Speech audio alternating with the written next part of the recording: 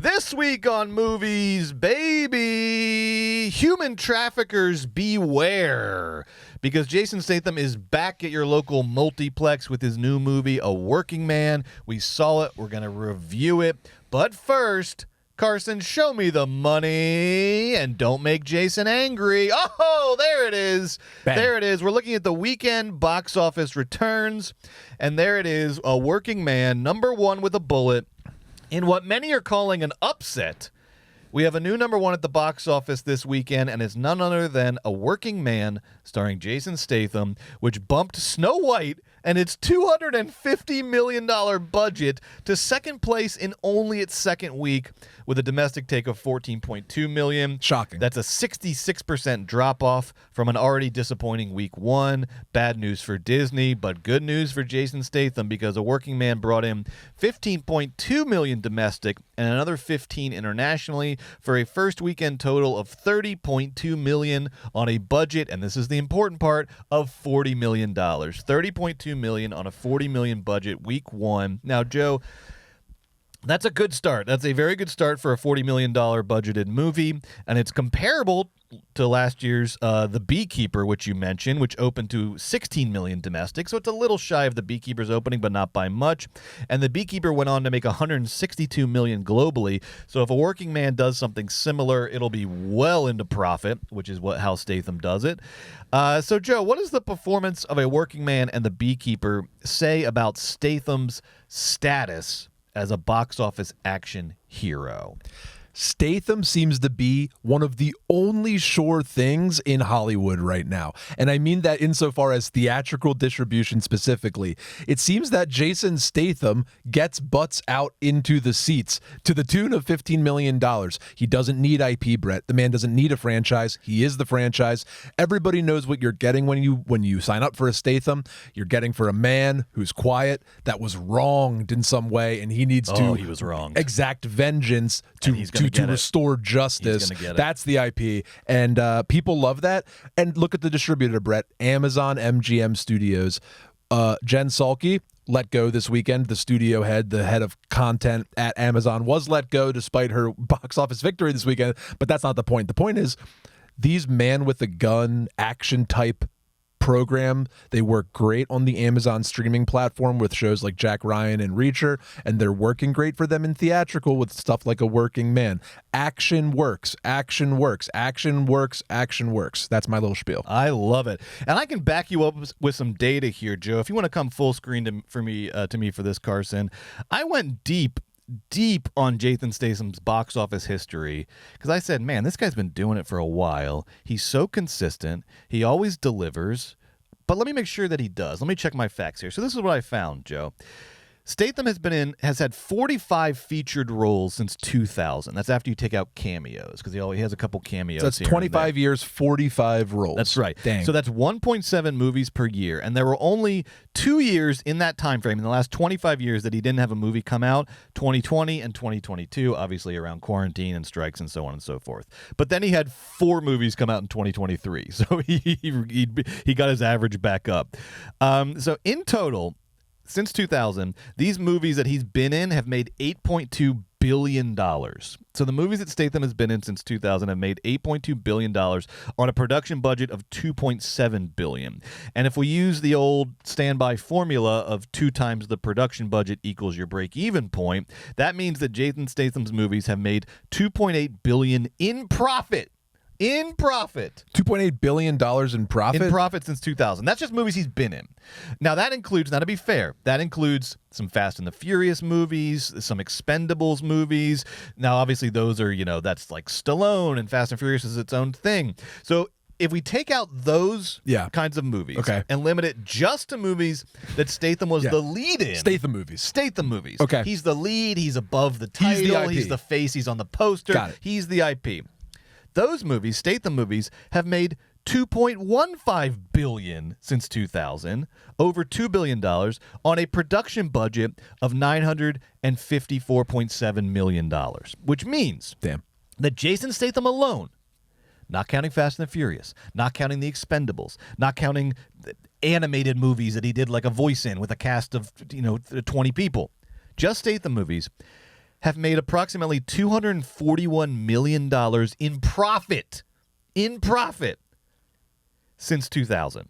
And I'd like to add, too, that out of those 25 odd movies that are just Statham movies, only 6 went over $100 million at the worldwide box office, and only one, The Meg, cracked $500 million. So my point there is that he doesn't have mega hits. Right. He doesn't have, on his own, he doesn't do billion-dollar movies. Right. He does... It's like Bernie being like, my average donation was $16. That's right? it. Right. That's it. Mm-hmm. He does consistency. Right. Because he doesn't do mega hits. He also doesn't do bombs. Like, occasionally he'll be in a movie that loses money, but doesn't lose a lot of money. He doesn't do mega hits. He doesn't do bombs. He just does consistency, and that has been responsible for nearly $250 million just in profit alone to the movie industry over the last 25 years. And you said what, $2.8 billion overall? $2.8 billion in profit for movies that he's just been in. Right. And it was $8 billion, you said. $8 billion.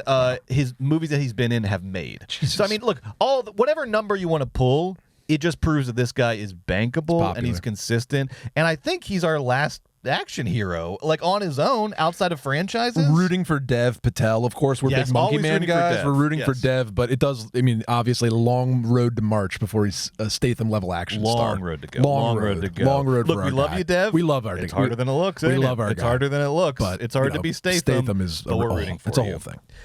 So what is it, Joe? How has this guy done this? What is his appeal? Why do people keep coming out for Statham, regardless of what the movie is or what it's called or if it's part of a franchise or not? What is Statham's appeal, do you think, for the general movie-going public?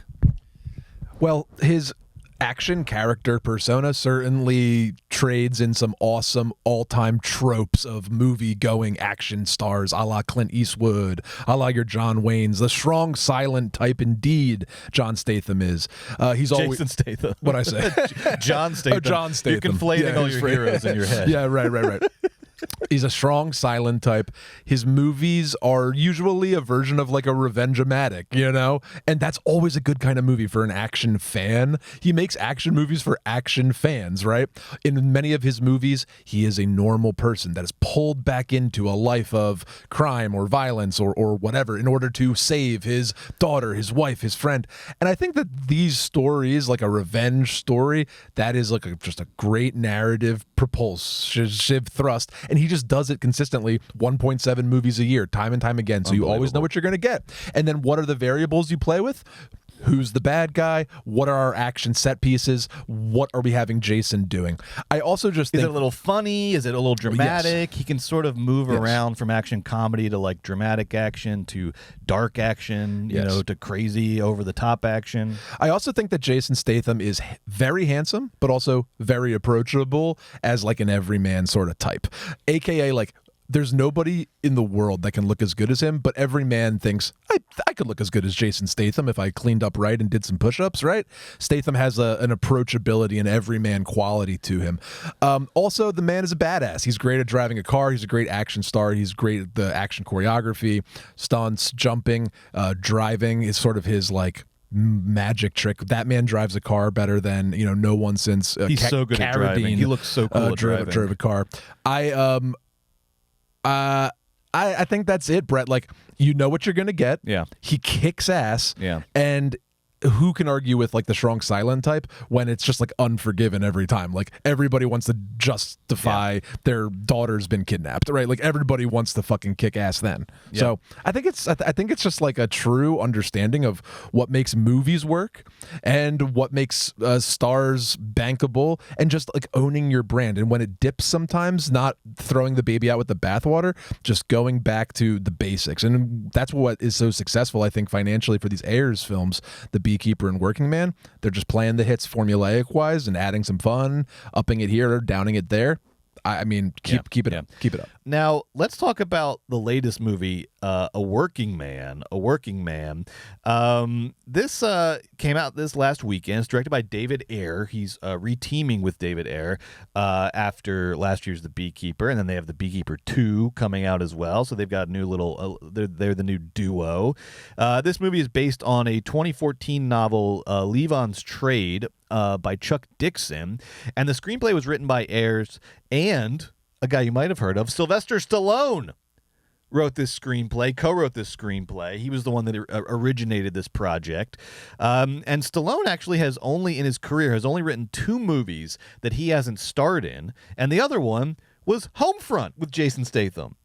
So Stallone sees knows something, and of course, all the guys respect the shit out of Statham. That's why he's in Expendables so important and all that. They love Statham. Yeah, and he reminds me of like what you hear about early Schwarzenegger, and just everything I read about Statham is that this guy is a fucking professional, dedicated to the craft, on time, in shape, ready to go. I imagine him a lot like his characters, and I know that's silly. Like, no, I think you're right. It kind of does feel like he's on time.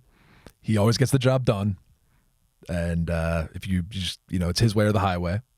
But that's the best. And he can't trust him. This guy can never, because he's making 1.7 movies a year, he can never really like get out of Statham zone. He's got to be in the zone all the time. You'll even see him like when you see like beach vacation pics of him and his lovely wife Rosie Huntington Whiteley, also an actor in Transformers and other stuff.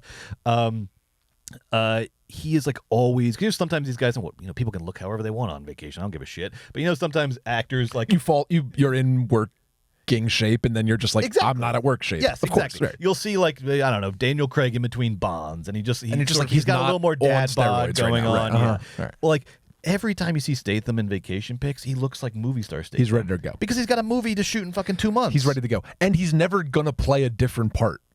Yeah. He's not going to not play Statham. So it's like he knows what's up next. He's going to be a man who was wronged. And he's got to fucking go. And speaking he's ready for it. Or in A Working Man, he's going to be fighting for a man who has been wronged. Because in A Working Man, we have the tiniest little twist on the formula, which is that it's about a guy working construction. He's a working man. But he used to be special forces, of course. He's always got his background in military or this or that. And then his boss at the construction company, Michael Pena, in a very small role, but we always love Michael Pena. Great Michael Pena. His boss's daughter gets kidnapped by sex traffickers who are working for the Russian mafia, and then Statham has to go on a crazy killing spree to get her back.